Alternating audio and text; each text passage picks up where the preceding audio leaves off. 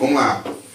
Jesus disse, vocês comigo: amarás o Senhor teu Deus de todo o teu coração, de toda a tua alma e de todo o teu pensamento. Este é o primeiro e grande mandamento. E o segundo, semelhante a esse, é: amarás o teu próximo como a ti mesmo. Amém. Você pode fechar os seus olhos agora? Para a gente orar? Pai, no nome de Jesus, nós agora pedimos que o Senhor tome a frente, Senhor, dessa palavra, dessa ministração, para que o Espírito Santo venha falar aos nossos corações, nos trazendo entendimento do que o Senhor tem para a nossa vida. Nesse momento, toda resistência, opressão, dificuldade, bloqueios, Senhor, em nome de Jesus, seja expelido do nosso meio. Que haja uma separação agora da luz e das trevas, e que todas as trevas sejam dissipadas daqui.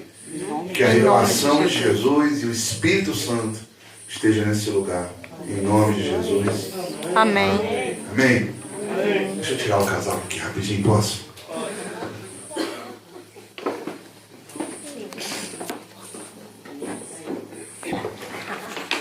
Ficou escuro. Bom, irmãos, quem estava no domingo de ceia lá em Guaraciaba, por favor, levante a mão. Bento. Temos uma parte falando de um assunto importante do nosso tema. Então, o nosso tema esse ano é falarmos sobre crescimento, não é isso? Multiplicação, não é? E conquista. Quando falamos de multiplicação, de crescimento, nós falamos da nossa vida, todas as áreas. Nós precisamos amadurecer.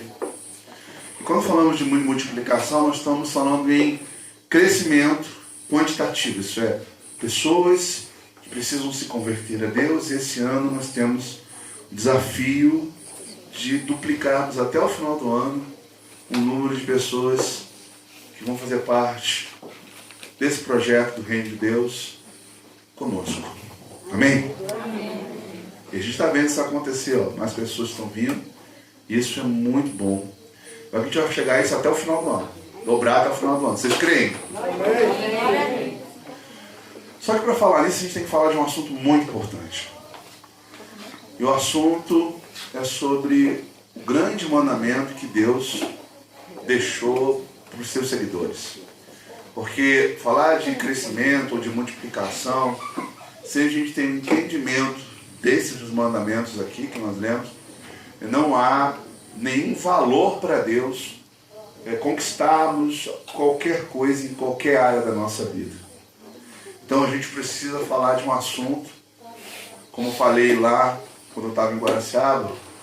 Existem coisas que a gente escuta que são interessantes, mas não são importantes, porque não mudam nada na nossa vida. Existem coisas que a gente escuta que são importantes, que nós temos que dar atenção, porque pode melhorar a nossa vida. E existem coisas que são muito, muito, muito importantes, e sem elas a gente não tem realmente uma nova vida.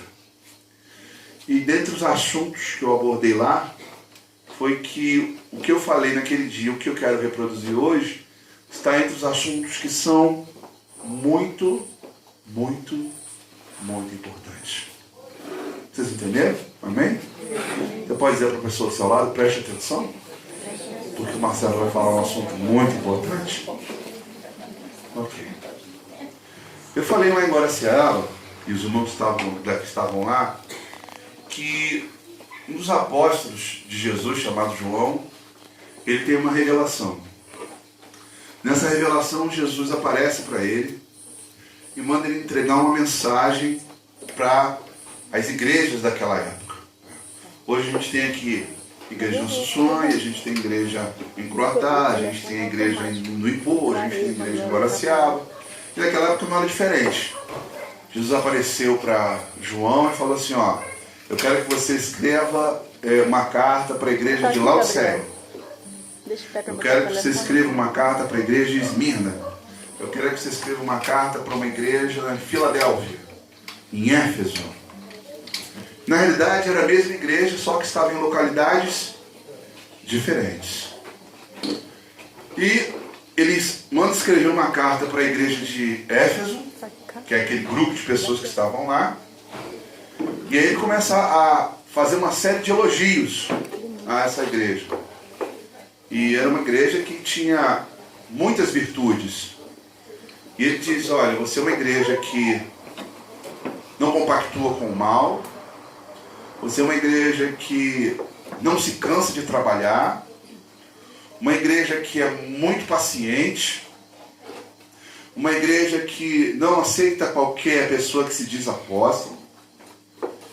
E aparentemente, passa-se uma ideia que essa igreja em Éfeso era uma igreja assim, modelo. Entre todas as igrejas daquele lugar, parecia que Éfeso era essa igreja, modelo perfeito de igreja.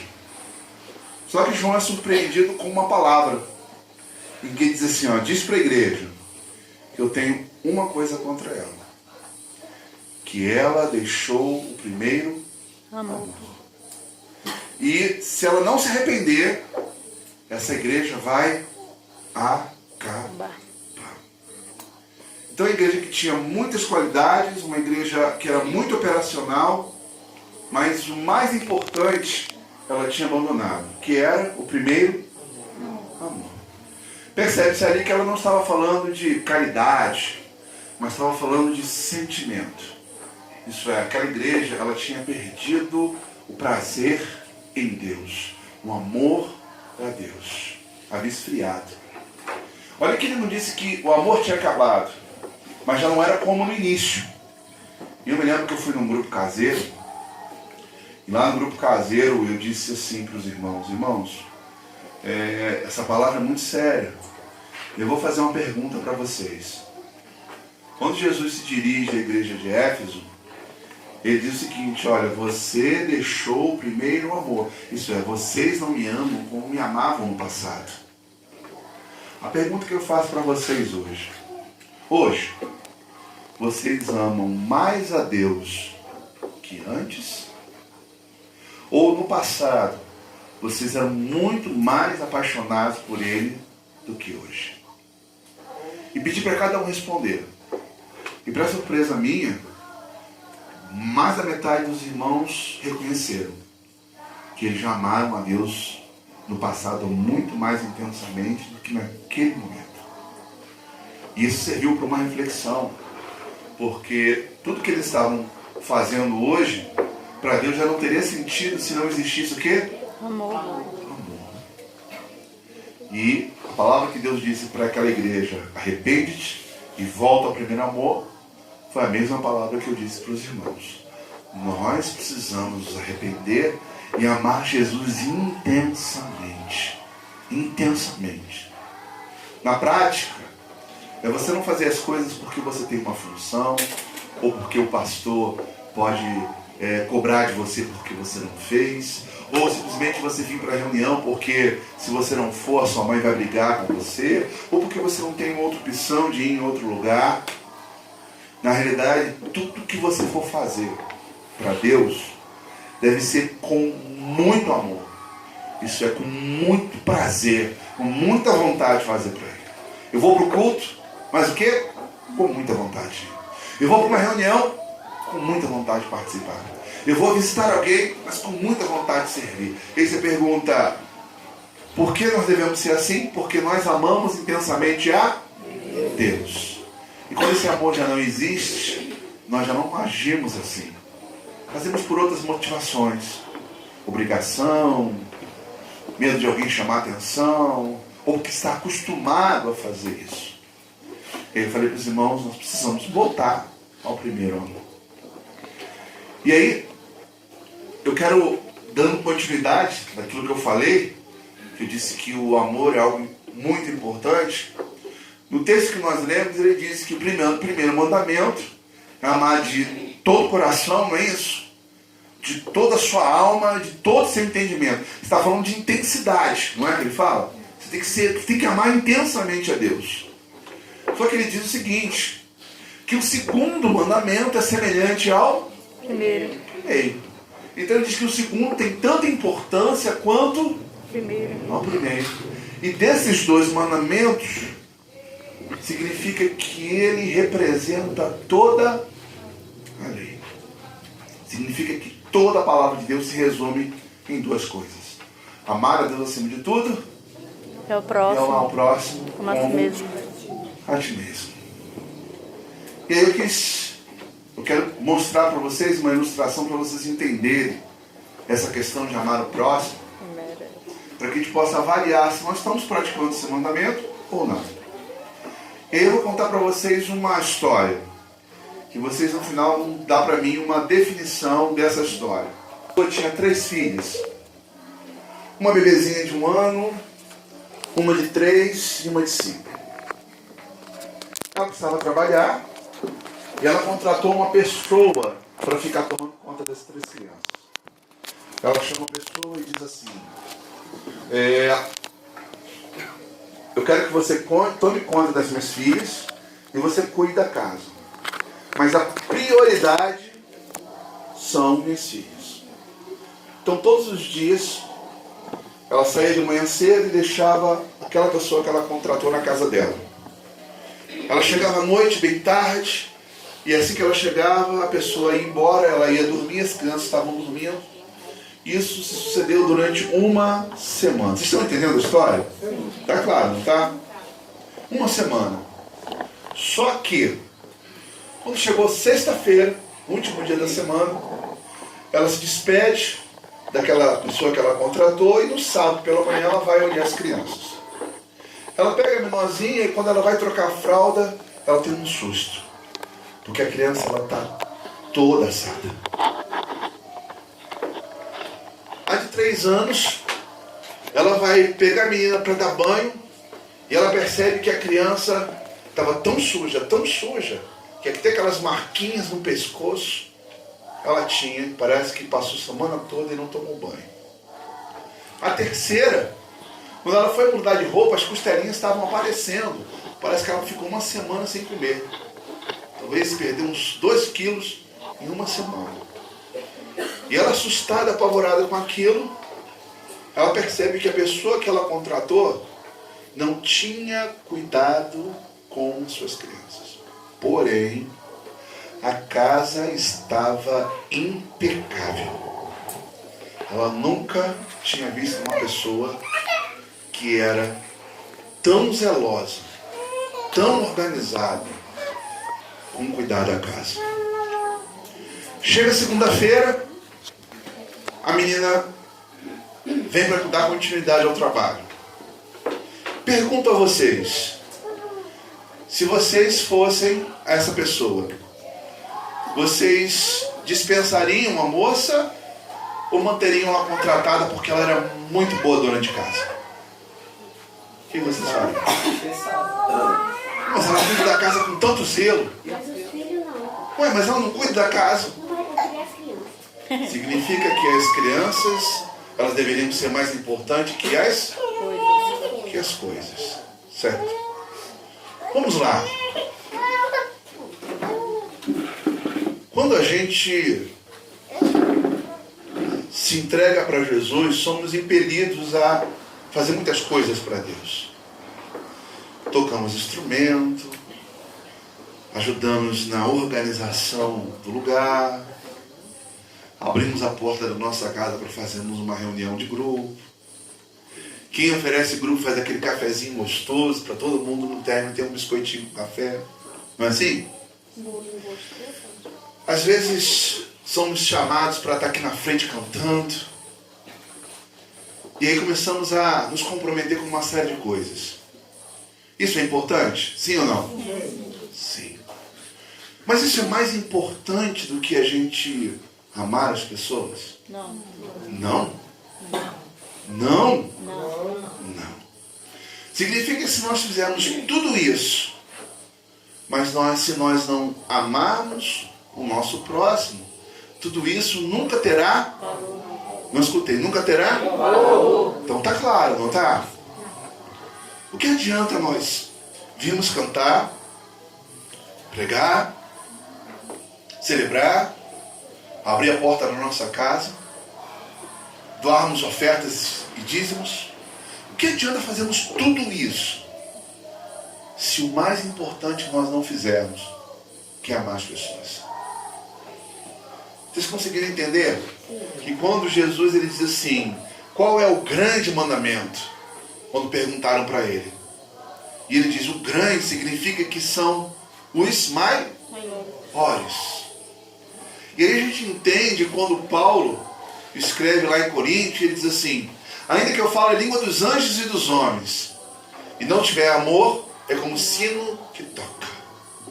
Se eu der o meu corpo para ser queimado, os meus bens para os pobres, e se não tiver amor, nada importa. O amor tudo sofre, tudo crê, tudo suporta. Então, o grande mandamento é que nós temos que amar. E às vezes a gente pensa assim, se Jesus aparecesse para mim, eu ia convidar ele para ir para minha casa para almoçar comigo.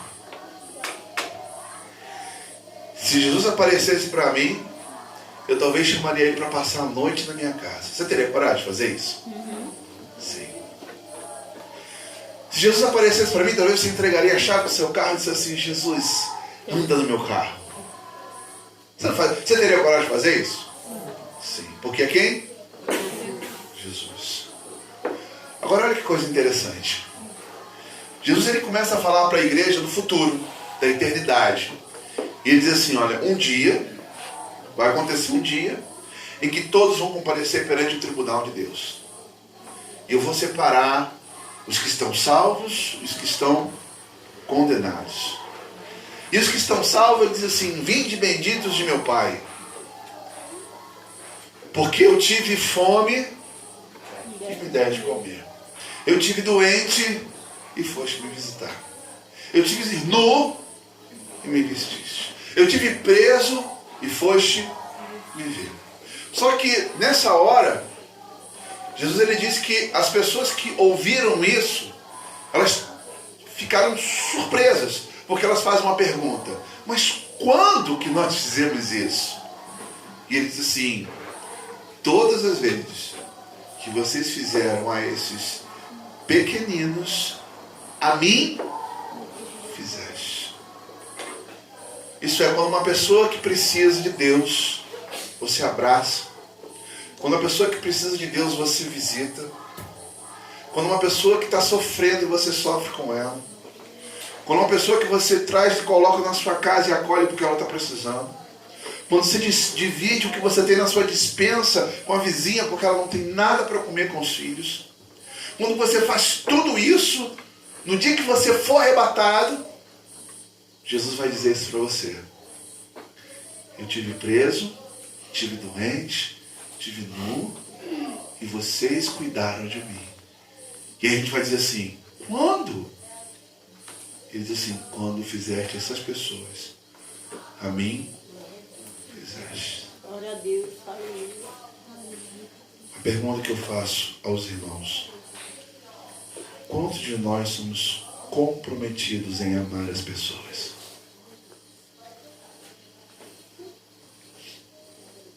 Quantos de nós temos essa preocupação? Quantos de nós temos o hábito de chegar um dia cansado do trabalho e colocar no seu coração um propósito de pelo menos 2 vezes na semana? Não sendo dia de culto, nem dia de grupo caseiro, de você sair de casa cansado e alguém perguntar, onde você vai? Rapaz, eu tenho notícia que meu vizinho ali está doente, eu vou lá fazer uma visita a ele. Quantos de nós temos feito a nossa parte quando a gente recebe a notícia, está sabendo o quê? A mãe da fulana está com câncer. E aí a gente diz assim, eu tenho que ir lá estar com ela. Mas nós não vamos. Quantos de nós olhamos uma pessoa problemática e enquanto todo mundo está massacrando ela, a gente está orando para que ela mude aquela vida que ela está vivendo? Porque naquele dia, Jesus vai dizer assim, apartai-vos de mim, malditos, porque eu tive fome e não me deste de comer. Eu tive doente e não foste me visitar. Eu tive sem roupa e vocês não me vestiram. E aí, o que nós precisamos entender? Tudo que nós fazemos aqui é importante, é ou não é? Cantar é importante. Estar nos cultos é importante. Ir para o grupo caseiro é importante. Mas se nós não amarmos o próximo, nada disso será importante. E vocês disseram para mim que se há pessoas que vocês tivessem contratado na segunda-feira chegasse, vocês iam dispensar, porque as crianças eram mais importantes do que as coisas. E a gente precisa refletir sobre isso, porque a gente dá muito valor a todas as coisas que fazemos para Deus, e às vezes não damos valor nenhum às pessoas que deveriam ser amadas por nós, por amor a Deus. E ainda existe uma outra coisa muito interessante. Paulo diz que Cristo, ele habita onde? Em nós, não é isso? Cristo em vós, esperança da glória. Quando você ajuda uma pessoa, não é você que está ajudando uma pessoa. É Cristo em você que está ajudando essa pessoa. Quando você perdoa uma pessoa, não é você que está perdoando uma pessoa. É Cristo em você que está perdoando essa pessoa. Isso significa que Deus procura pessoas no qual Ele possa usar para que as outras possam ser amadas.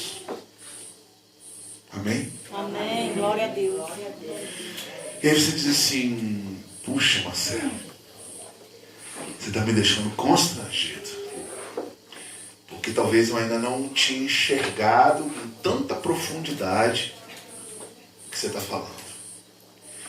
Eu queria sair hoje daqui orientado direitinho como é que eu faço isso no meu dia a dia. Vocês querem sair daqui esclarecer como fazer esse negócio? Marcelo, o que é isso aí? E desse jeito aí, se eu soubesse, já tinha começado. É que ninguém me falou com tanta clareza, agora eu estou entendendo. Eu quero sair daqui, eu quero saber minha mão todo mundo. Por onde eu começo? Sabe por onde você vai começar? Eu vou lhe dizer. Ele diz assim, ame o seu próximo. Quem são as pessoas mais próximas de você? Comece pelo seu quarto. Quem? Quem? Nossa família. Exatamente. Você sai do seu quarto, quem são as pessoas mais próximas de você? Nosso marido, São os pais, os filhos, não é verdade? E quando você sai da sua casa e chega no seu trabalho, quem são as pessoas mais próximas de você?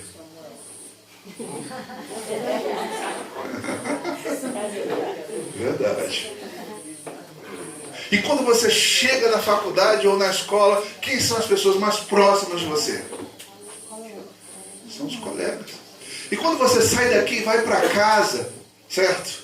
Na sua rua, quem são as pessoas mais próximas de você? Exatamente. Ele diz que a gente tem que amar o... Dê uma nota de 0 a 10. O quanto você realmente ama todas essas pessoas.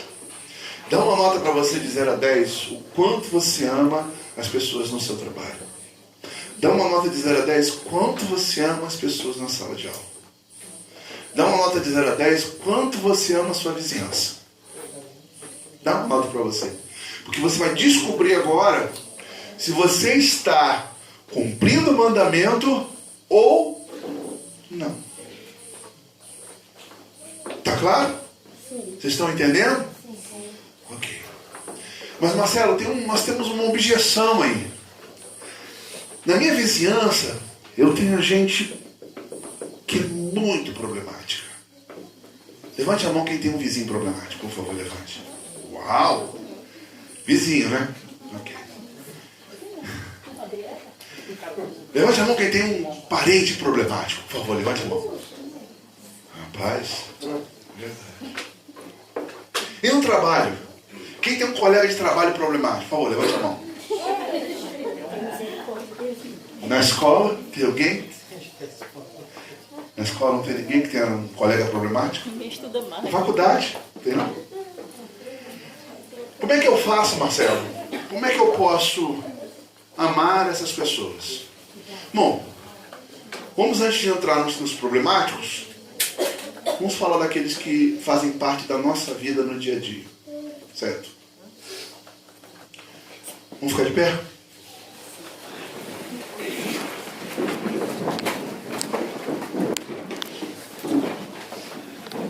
Eu quero que você abrace a pessoa que está mais próxima a você e diga para ela assim: eu te amo. Mas tem que ser uma coisa assim, bem forte e bem intensa. Bem forte, bem forte, bem forte mesmo. Eu te amo.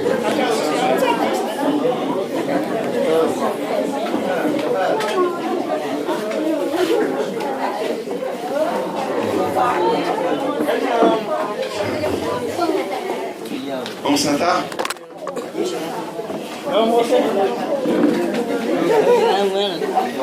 Senta aí.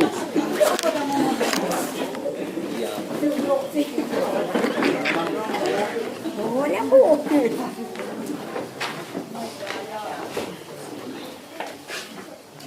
Vamos começar dentro de casa? Vou passar uma tarefa para vocês. A semana toda abraçando todo mundo dizendo que ama. Dentro de casa. Quem tem dificuldade aqui de abraçar e dizer que ama, levante a mão. Uau. Dificuldade, né? Levanta bem alto, bem alto. Ok. Deixa eu fazer uma pergunta para vocês. Vocês são obedientes, sim ou não? Sim. Tem certeza? Então eu quero que vocês obedeçam essa semana.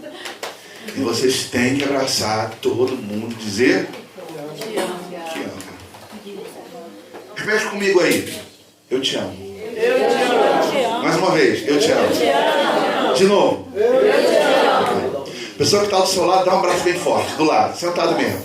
Bem forte. Pronto. Você conseguiu fazer isso? E por que vocês não fazem todo dia em casa? Por quê? Eu pergunto, é bom fazer isso? E por que não faz? Por que você não faz todo dia? Por que você não acorda todo dia para sua esposa e diga assim: meu amor, eu te amo? Ué, por que estão rindo? Difícil? Vamos lá, irmão Raimundo. Olha para sua esposa aí e fala para ela.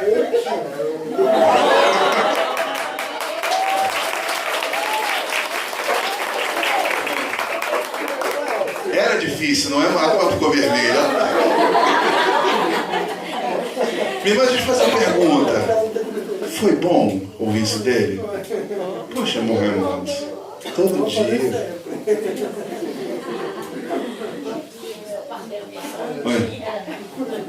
Alexandre, dá um beijo na sua esposa agora aí. Um beijo mesmo. Todo mundo fecha o olho. Não é o Raimundo, não. É o Alexandre. Vai lá, Alexandre. Raimundo se empolgou. Vai lá, Alexandre. Fecha os olhos aí, irmãos. Vai lá, dá um beijo, um abraço assim bem forte. Vai. Dá, agora, vai. Mas bem forte. Isso não é beijo, isso é um abraço. Eu quero um beijo. Já chega.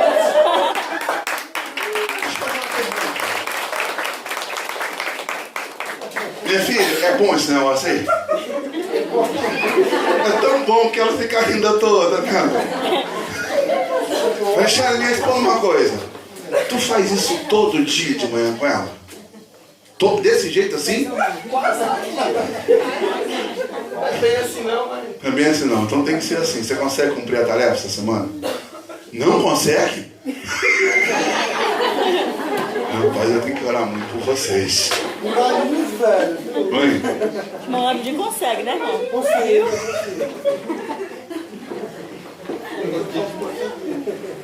Vamos lá, irmãos. Não, se é problema orar, você pode fazer na hora do almoço, de tarde. Você fala todo dia de manhã. Não. Acorda um horário e no outro, né? Quando eu saio, eu dou um beijo nela. Quando eu vou, às vezes eu dou, às vezes não. Você consegue cumprir a tarefa todo dia? Vou perguntar ela depois, hein? Você gostou, abençoada? Foi bom, né? Foi bom, viu? Bom, claro que esse tipo de beijo você só dá no cônjuge, né? Mas que tal a gente passar a abraçar as pessoas do nosso trabalho, a gente tratar as pessoas com mais carinho, a gente elogiar as pessoas que nos cercam? Vocês acham que isso aí não seria bom? Seria bom? Bom. Se nós queremos ganhar as pessoas para Cristo, ele diz que a gente ganha amando o próximo.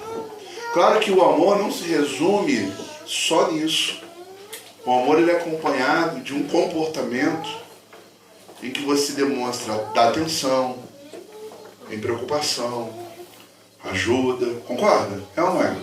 Isso. Mas isso também é muito bom, não é verdade? Não é bom você receber um abraço? E aí o que acontece, amados? Jesus nos ensinou que a gente deve amar. Aí alguns vão dizer assim, rapaz, mas se eu chegar lá em casa, eu fizer isso com meu marido, ele vai ficar até desconfiado. Claro, você não está acostumado a fazer, mas você vai fazer. Talvez você diga para o seu filho, você vai fazer com o seu filho, e ele também vai ficar assim, para mãe, esse negócio, já cresci. Mas quando você fizer na quinta, sexta vez, quando você não fizer esse mãe, não vai me abraçar hoje não. Porque isso é muito bom. E quem que nos ensinou? Jesus. Jesus nos ensinou que a gente tem que amar. Só que para isso ser efetivo e ser intenso, a gente precisa trabalhar uma outra área da nossa vida. E qual é a área? O que a gente sente depende do que a gente pensa. Se você tiver um pensamento ruim sobre uma pessoa, o que a gente sente? Raiva, não é verdade? Desprezo, não é? Revolta. Então, se a gente tem um pensamento negativo sobre alguém, sentimentos são ruins. Como é que eu posso amar uma pessoa sendo verdadeiro? Porque abraçar, elogiar, tratar com carinho, não pode ser uma coisa falsa, concorda? Tem que ser uma coisa verdadeira. E para ser verdadeiro, a gente precisa mudar um hábito feio que a gente tem, que a maioria das pessoas tem. E a gente precisa remover esse hábito, que é um hábito daqueles que estão no mundo. E aí você me pergunta assim, qual é o hábito? Todos nós, se não temos, já tivemos um dia. O hábito de só enxergar os defeitos. Agora eu quero fazer uma pergunta para vocês. Vocês têm defeitos? Sim. Então, eu vou pedir vocês agora, eu quero que vocês participem comigo agora. Eu quero que cada um aqui pense num defeito que tem.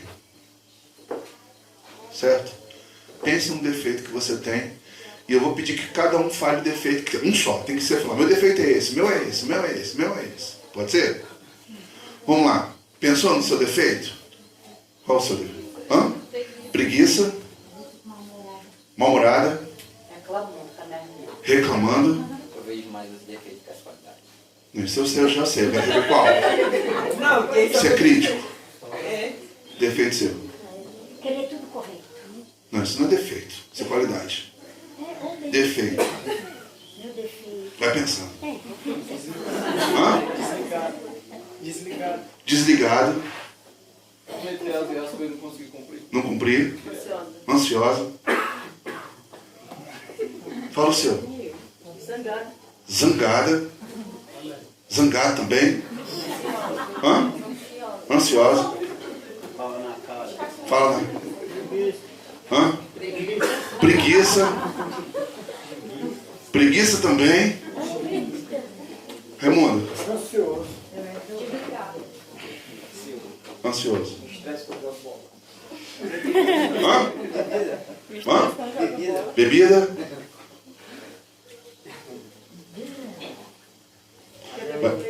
Lá atrás. Sou ansiosa. Ansiosa? Ansiosa. Meu Deus. Cigarro. Hã? Ignorante. O Xande foi verdadeiro aqui. Simar, defende seu. Procrastinação. Procrastina. Esquecida. Estresse fácil. Estressada. Quando as pessoas não falam a verdade. Não, defeito seu, que a senhora tem defeito. Vai pensando. Hã? Reclamona. Eu murmurar e querer as coisas bem feitas. Querer bem feito é qualidade. Murmurar é defeito. Hã? Ansioso. Ansiosa. Procrastina. Respondão. Esquecida. Teimoso. Reclamona. Inconstante e desorganizado.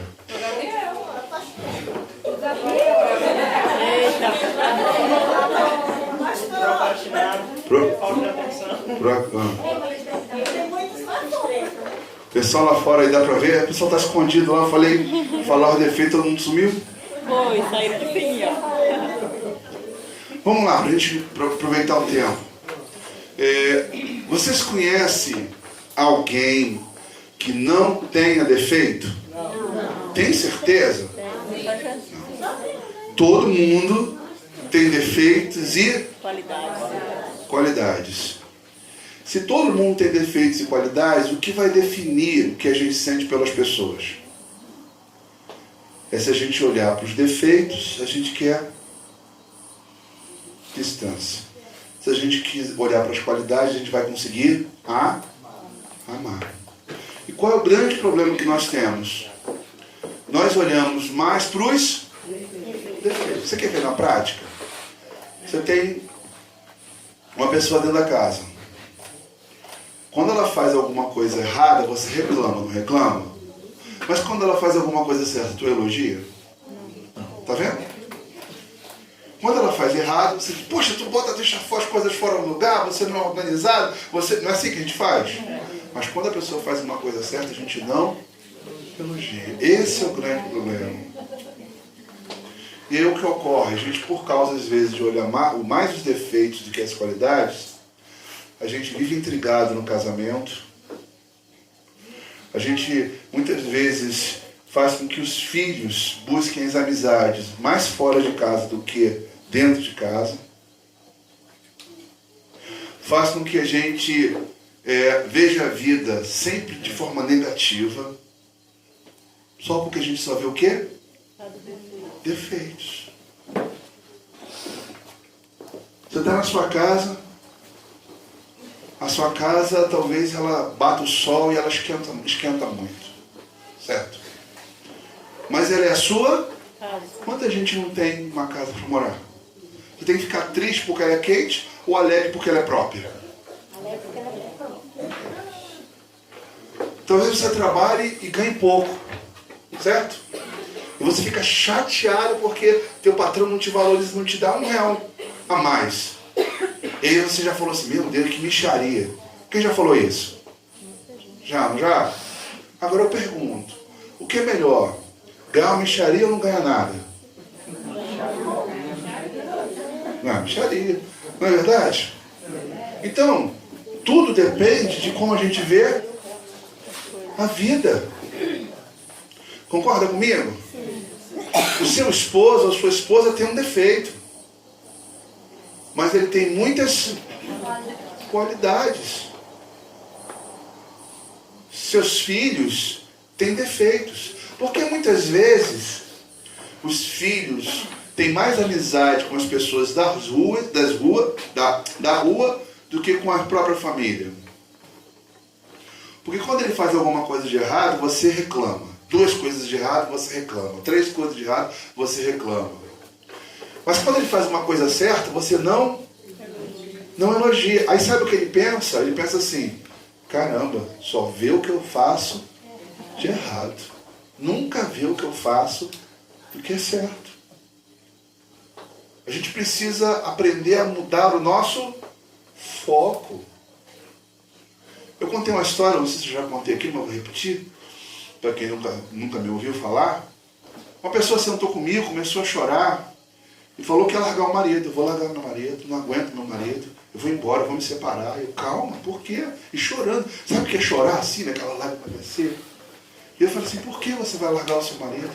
Meu marido não me valoriza, meu marido não compartilha nada comigo, ele toma as decisões e não fala nada. Ele não divide nada comigo, ele não me orienta. Tudo que ele faz sozinho. Eu não aguento mais essa vida, eu vou largar ele. Aí eu olhei para ela, falei assim, posso te fazer umas perguntas?